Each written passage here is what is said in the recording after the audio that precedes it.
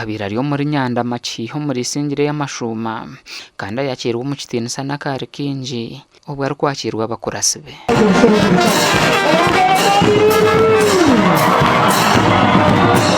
asimire government ahabwo kukunda inkereza ye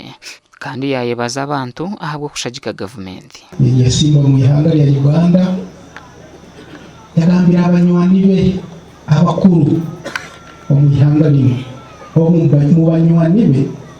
niho hari Omukama Ruhanga Obusobozi Bisaka abanywani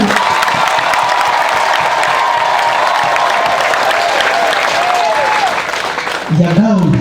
wewe nyesimbireho yagamba yesimbireho hako kwebembera ihanga rya Uganda Obusobozi Bisaka hona simiro wabireho RDC wa Kagadi kandi umunyishengero wisingiro hereze kutoranwa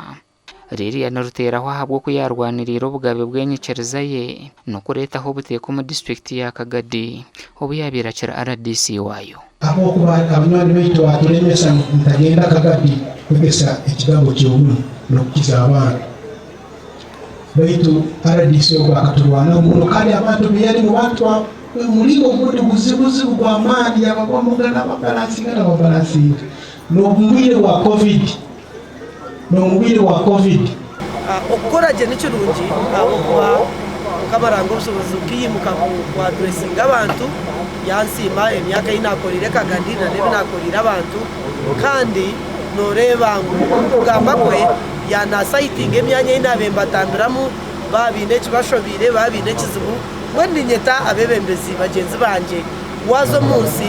washanga edini yo muntu ari kugiramya reka kugitahataha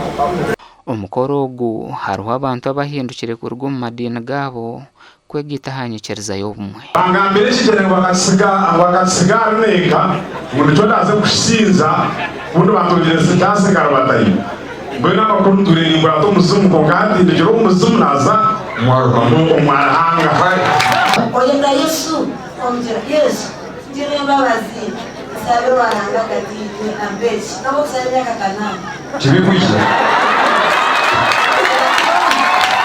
Gasha kwa Ruth Nwamanya